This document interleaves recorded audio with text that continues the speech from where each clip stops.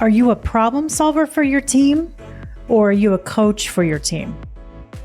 Today, we're going to answer that question on the podcast. I'm joined by Jason E. Brooks, speaker, two-time author, creator of Coach Up, and a host of the Leadership Table podcast. Jason has been in the hospitality space for many, many years, and today we talk about 3 key coaching skills that will help every leader in the restaurant business be successful: listening, asking powerful questions, and giving feedback. Jason also offers up an incredible new resource for all of you at the end of this episode. So stay tuned and join us for the full length of the episode today. I love these tools because you can start using them immediately during your next service. Hope you enjoy. Welcome to the Restaurant Leadership Podcast, where we coach independent, multi-unit restaurant operators to build systems that drive profitability and reclaim time so they can scale with confidence and spend their time and energy where they want to, not where they have to. I'm your host, Kristen Marvin, restaurant coach and author of Multi-Unit Mastery. If you are an independent restaurant owner managing multiple locations, you know the chaos that comes with growth. Inconsistent execution across your restaurants, managers who won't take ownership, constantly answering questions your team should already know the answers to. You're stuck in your current role when you want to be playing a bigger strategic role as you scale. You don't have the right leaders in place, or you keep losing them. And you're not sure how to find great people and actually keep them around. We work with passionate independent restaurant owners who found success with their first few locations and are ready to scale strategically. Our clients aren't looking to just survive expansion. They want to thrive through it. They're committed to developing strong leaders and creating exceptional guest experiences.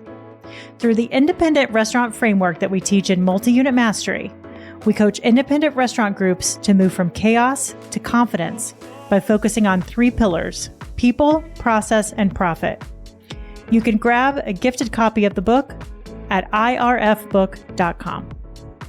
On this show, we bring you real coaching conversations, leadership strategies, and the frameworks that you need to lead like a CEO instead of operating like a worn-out manager. And here's the thing: coaching has changed our clients' businesses and can change yours too. If you've never experienced what it's like to have someone in your corner who actually gets the restaurant world, we'd love to connect. We offer one-on-one and group coaching. Head to kristenmarvin.com/contact for a complimentary coaching session, and let's talk about what's possible for your restaurant group. Jason, welcome back. So happy to have you for the second time. You and I have been able to stay connected on our journey together, growing our businesses and publishing books and all the things. So we're going to talk about your second book today. Congratulations on that.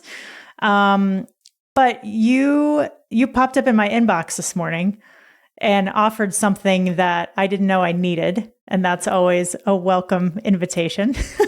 So I have one of those days that I constantly kick myself for, and where I've overscheduled myself a little bit. And I know better than that.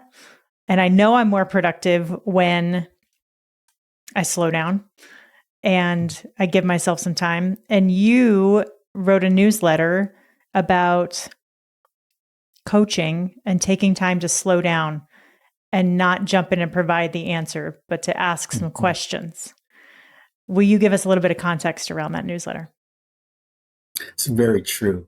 First, thank you for having me on the show, Kristen. It's always great whenever we get to interact in person, on stage, or even across the network. But the coaching drop, the coaching drop is a weekly newsletter that I put out, and I try to keep it short and sweet. There's 3 versions to it. You have the free version and then 2 more tiers. The other 2 tiers gains you access to some customized one-on-ones and some group coaching as well. But the free tier, there is always always a coaching tip of the week. That's how every single newsletter starts off. This week's coaching tip is uh, pause and wait to give the answer, and more so ask a question first. And the reason why is that we within the hospitality industry, we are taught, like Will Guidara and the Bear says, every second counts. So we're doing our damnedest to shorten time, full time, get to the end result.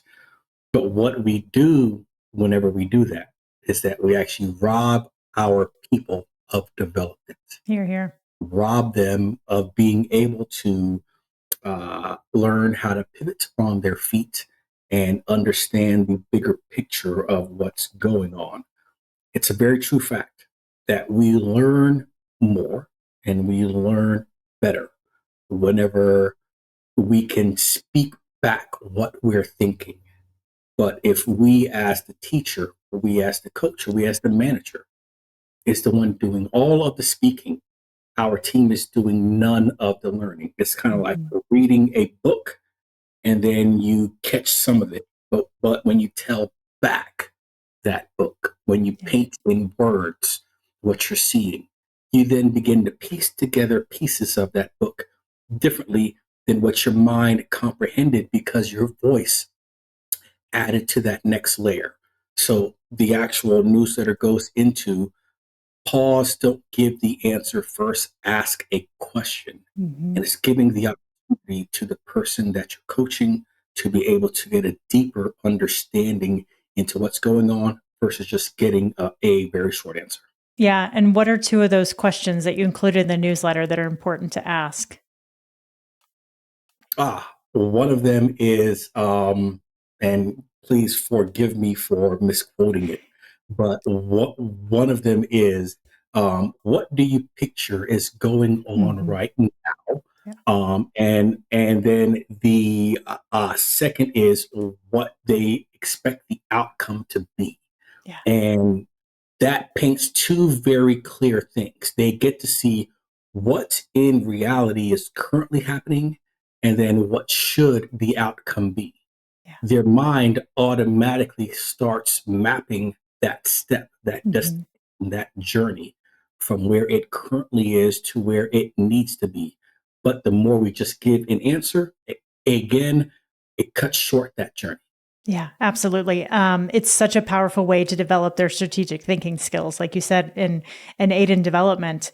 I talk to a lot of restaurant owners that have the common complaint that my team texts me constantly. My team won't leave me alone.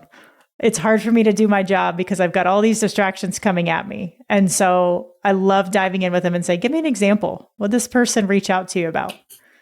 Oh, the dishwasher had a leak. Okay, what was your response to that? And in that moment, we can identify, are you training them that you're the problem solver, or are you training them to think on their feet and make their own decisions? And that usually, those moments are really, really powerful moments of insight. But it takes a long time to learn that behavior. And I'm curious, when did you first learn that skill? Was it in your career, post-career as an operator? I'd say it was in my career, and it was when I shifted into a true director of operations and being over three very distinct markets. And one was the Raleigh Durham market, the other one was the DC market, and the Atlanta market. Three very distinct markets. And what I found was every time that I would walk in, I would get verbal throw up all in my face. And they would just spew about everything that was going on. Yes, of course, I was having meetings and being in communication with my GMs and my managing partners, but I wasn't actually building trust. And I find that half the time that we get those, what I like to call stupid 2 a.m. phone calls. That phone call, like, Jason, we are out of toilet paper. And it's like, what? Call me at 2 a.m., tell me that you're out of toilet paper? Yeah. Most of the time that they don't make a decision is because they think we don't trust them well enough or know them well enough for them to make a decision without being judged. They feel we don't know them well enough for them to make a decision without being judged. Yeah. Here's the thing. 80% of restaurants fail because they don't have the systems, not because they have bad food or service. If you're ready to stop being the bottleneck in your own business and start building something that can actually scale profitably, I want you to put Multi-Unit Mastery, my new book, directly in your hands for free. Go to irfbook.com right now and grab your copy. When you do, you're going to get access to some additional tools that are not available anywhere else. This is about building a legacy, not just another location. Stop putting it off and go get your book. Again, that's irfbook.com. Yeah. So I found that what I needed to do was actually create time and create space to get to know them individually. Yes, I had lots of ways to dump information on them. I had a group text, a group email, a group everything. I was forwarding the emails from my VP of Ops to them so they knew what was coming down the pipeline. I was dumping all kind of information onto them, but I wasn't making any time to get to know them individually for them to dump on me. So every time I walked into a market or into a building, it was all over me. Once I started creating that individual space to start asking questions versus dumping info, I found that they were actually now, when I walked into markets and into buildings, they were actually just taking time to show me around because they always knew that every Wednesday at 3 o'clock for 45 minutes or 30 minutes, they were going to have my undivided attention for them to tell me exactly what was going on in their world and to help build that trust. I love it. There's such an important distinction here that's coming up for me about being the problem solver and being the coach. When you're in day-to-day service and your role is constantly the problem solver, there's a lot of chaos that's just continuing to happen around you. Like you said, you're training your team that all they need to do is just quickly come to you, get the answer to a problem, and then go find another problem and just rinse and repeat, rinse and repeat, rinse and repeat. The distinction here is that when you start to coach and you start to ask those questions, you force everything to slow down and to be more intentional. And that really calms a lot of the chaos in the day-to-day operations and helps everyone be a lot more thoughtful about what they're going to do next and why, right? Which is such a powerful tool. I love that asking the question is such an important first step, but then you also lean into another coaching skill that I just think is magical, and maybe one of the most important, is listening, right? You ask the question and then you shut up and you just wait and you create that space and you listen, right? And allowing your employee, again, like you were saying, to just speak out loud what the solution is will help them understand the way that they are thinking about the problem and the solution. And sometimes even in that moment, they can just catch themselves and go, oh no, that doesn't make sense. Let's try it like this. How did you learn that skill of listening? Well, I think it actually came easier for me than most people. And the reason why I say that is that what most people don't know is that I've had a stuttering challenge since I was a wee tot. Since I first started speaking, so much of a challenge that even in grade school, second grade, third grade, fifth grade, sixth grade, I was pulled out of class to learn how to do proper breathing techniques in order to learn how to finish a sentence, one sentence, without stuttering. Of course, I was called all the names, all that good stuff. And so for me, listening became a bit more natural because of a fear of speaking. And I know most people that know me decently well, like, well, Jason, you speak on stage to thousands of strangers Yeah. almost every day. You do workshops for large groups, for executives, for professionals in and outside of the hospitality industry. How is it that you have a stuttering problem?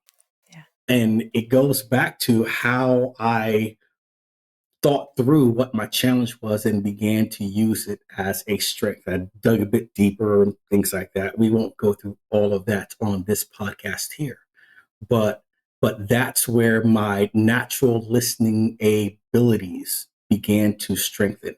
Now, we don't just use the listening ability just for coaching. I've also found it very very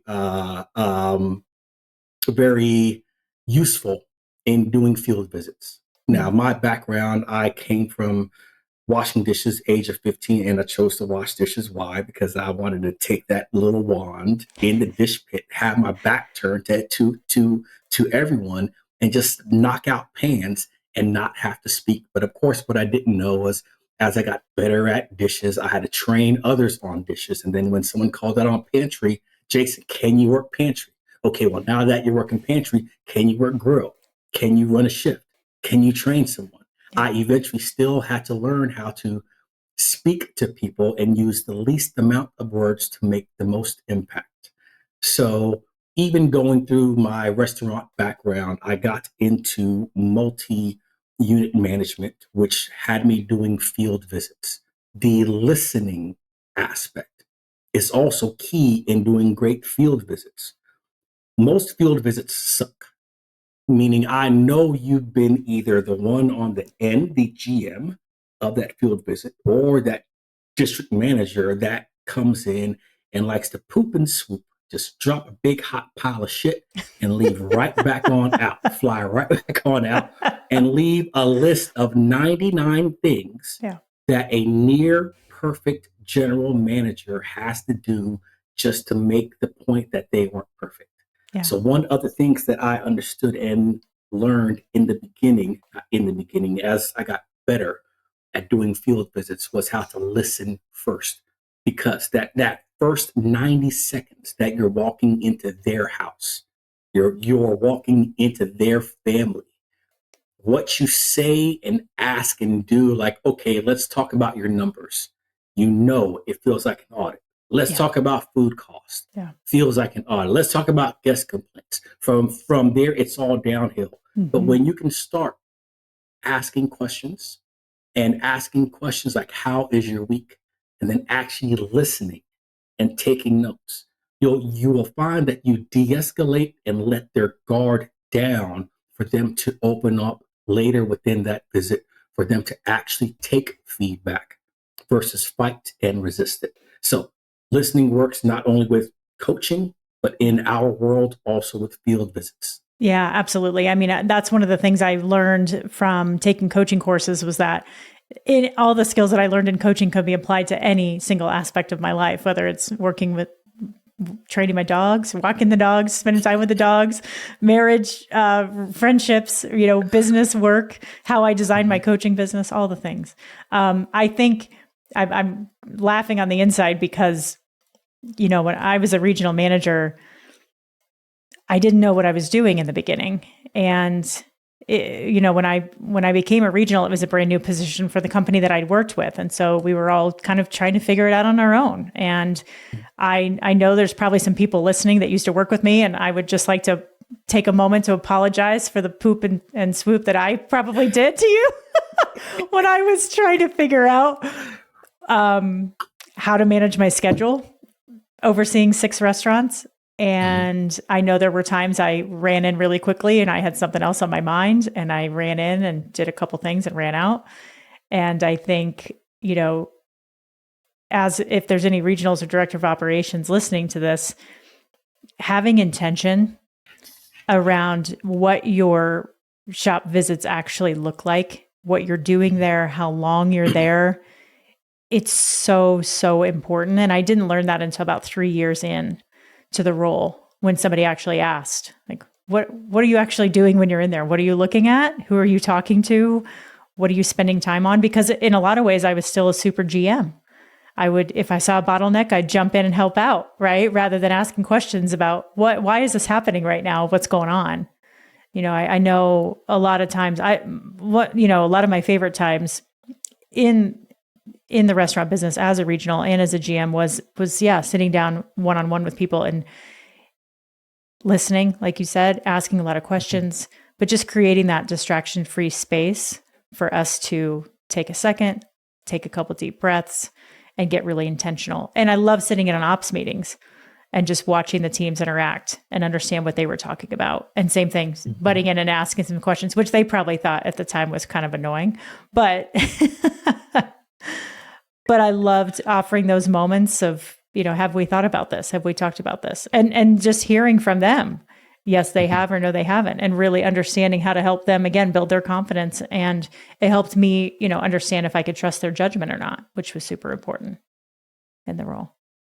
Yeah. I would say that one of the key pieces that you spoke to there is that super GM mentality, and how whenever most managers get to their first multi-unit role, they leave behind everything that made them successful. And that is, when they were successful as a single unit operator, they had checklists everywhere, clipboards and checklists everywhere. They had mini GMs everywhere, a GM that owned the walk-in cooler, a GM that was in charge of the walk-in freezer, a GM that was in charge of the expo line, a GM in charge of the dining room, even one in charge of that messy ass closet that everyone put stuff in the front that knew it didn't go there. Yeah. They had many GMs, they had checklists, they had all their systems in place, and they were doing it so well, it was running, for lack of better terms, without them having to micromanage it. But the moment that they shifted into multi-units, they became a very different super GM and trying to jump in on everything and almost leaving every single tool belt, every single thing that they learned as that great GM. Let's think about the restaurant owners. Same thing. As they run one location and they get really good at the operations of that one location, and then they shift to 2 and 3 and 5. Next thing you know, they're walking in, they're on the phone, putting out a fire at a location that's all the way across town, while walking into another location, putting the phone down, helping to knock down the line at the front door, jump on Expo, get the tickets out, get the truck order in, fix something on payroll, give some high fives, jump back on their cell phone, driving to the next fire, thinking that they did something. And very little, if not nothing, changed during that visit that they were just at. That's one of the key fundamentals of actually listening, planning, and understanding how to coach whenever we are walking in the building, even for multi-unit locations as well. Yeah, I love it. What is another one of your favorite coaching skills? Another one of my favorite coaching skills is giving feedback. Giving feedback. I love one that is my go-to, and I actually learned this from Manager Tools. And Manager Tools is a podcast that I actually picked up on when I was a training manager for Old Charlie's. And my training GM was Mark. And Mark was, I swear, I always say this, he was the mayor of what he did. But Manager Tools taught me how to apply manager techniques even in the fast-paced world of the restaurant industry. One of those things was how to give feedback. Think about our kitchens. Our kitchens are, one, very loud. It's a lot of fast-paced bodies. We have hoods going. Mm-hmm. We have flames. We have fryers cutting on and off, things getting fried, orders being called. And it's so loud and so exciting inside of that moment. Giving feedback gets lost. We Mm-hmm. think we say something, and what's being heard through all of that noise is only but a few words, most of those negative. And what we're trying to get across in that moment isn't what the person who is receiving it, that's not what they're hearing. That's not what they comprehended. Yeah. So one of my favorite coaching tools is how to give feedback. And one technique that I always use is one question. Can I give you some feedback? Mm. Because when I walk up to someone and I say, hey, you're burning that sauce, make sure you turn down that flame or else the butter is going to break and then we're going to have to redo it. All they heard was Jason said I suck with my sauces. Yeah.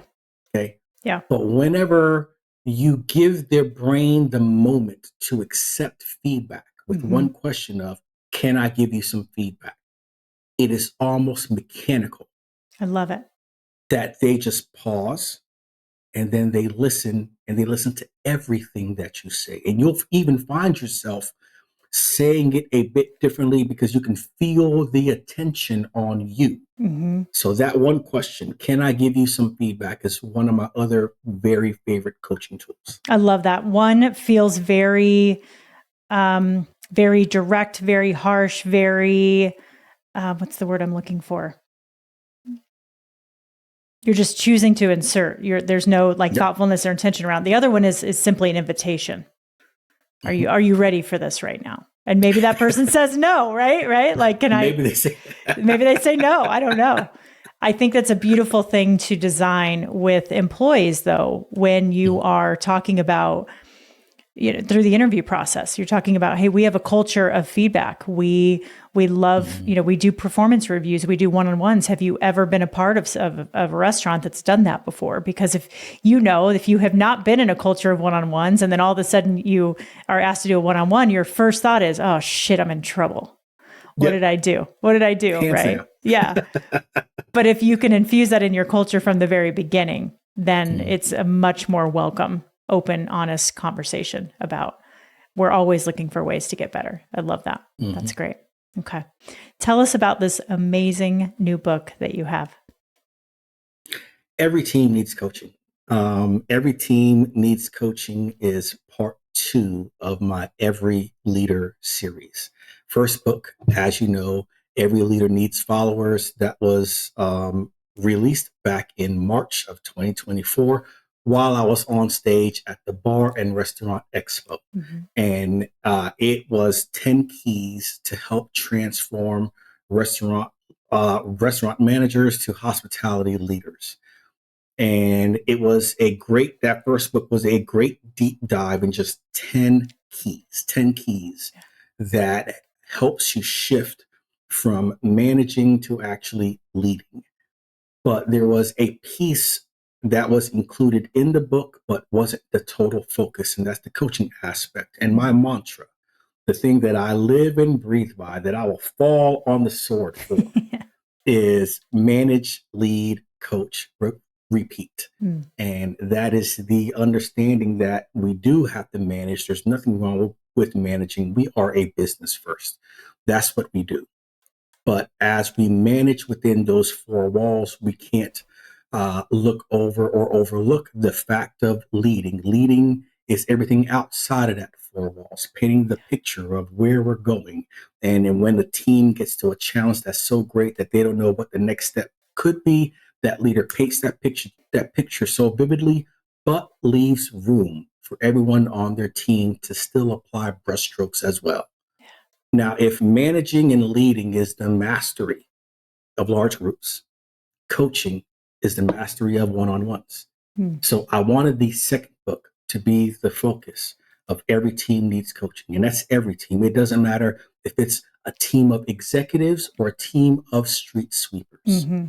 Every team needs coaching, and it walks through different ways to build a coaching framework coaching culture Yeah. within your business. This doesn't have to be just restaurants. I also went out and asked professionals that are the heart of coaching to help give me quotes to put into this book. And you are one of those great people that I tapped, and I thank you for giving me a quote to put inside this book to help teams and help leaders view coaching differently. It's not just something that is reserved for the top 1% of teams. Every person, every leader needs coaching. Our kids get coaching. They can get coached in karate, in AAU basketball, in Pop Warner football, in soccer leagues. They can get coached all through high school, playing both out of school and in school. Then, if they're just that good, they get coached in college, where there is no more out of school leagues, because college is getting the very few ready for professional sports.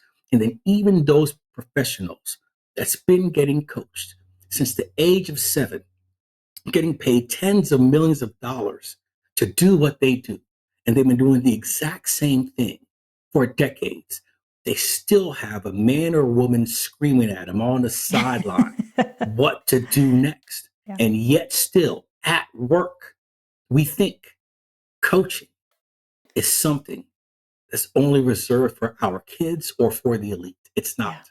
Yeah. We all need coaching in order to get that outside of the bottle view of what's going on. I love that. Thank you for the sports analogy. I think somebody challenged me a couple of weeks ago on LinkedIn and said, can you imagine if sports teams only hired coaches when they had losing seasons? And I thought that's absolutely ridiculous, right? It's absolutely ridiculous. But I do talk to a lot of restaurant owners that think that they only need coaching when something is going wrong in their business. And imagine what the industry would look like. And I'm on a mission to make sure, and I know you're working on it too, every restaurant has a coach in it. And hopefully that's the owner or the person that's leading the team. And so that person can teach everyone else how to be a coach. But if every restaurant group that was really successful invested in coaching, it would do nothing more than just strengthen the entire industry. And the thought of that is what gets me out of bed every morning. It's very exciting. So. I love that. Well, thank you, Jason, for coming on the show again and sharing your incredible wisdom. It's always a joy talking to you. Where else can they get the book? Absolutely. On Amazon, you can search for Every Leader Needs Followers or Every Team Needs Coaching. Of course, you can also go to my website, jasonebrooks.com. That's jasonebrooks.com. You can learn more about my speaking, about my workshops, even about my program I do with nonprofits and for restaurant associations called Coach Up. And it's designed to help the hospitality future leaders think about coaching going into their first roles, not just as they are already well down the road. I love it. Awesome. Jason, thank you so much. I know we'll have you back on the show. I have a feeling we'll probably see another book or two from you down the road as you're working through those 4 bullet points. Thanks for sharing that mantra with us. We'll put all the links in the show notes for all of you to go tap into Jason's network and become part of his community and his ecosystem. So thank you so much, everybody. That's going to do it for this week. And please share this episode with any leaders that you know in the restaurant business that could benefit. We'll talk to you soon.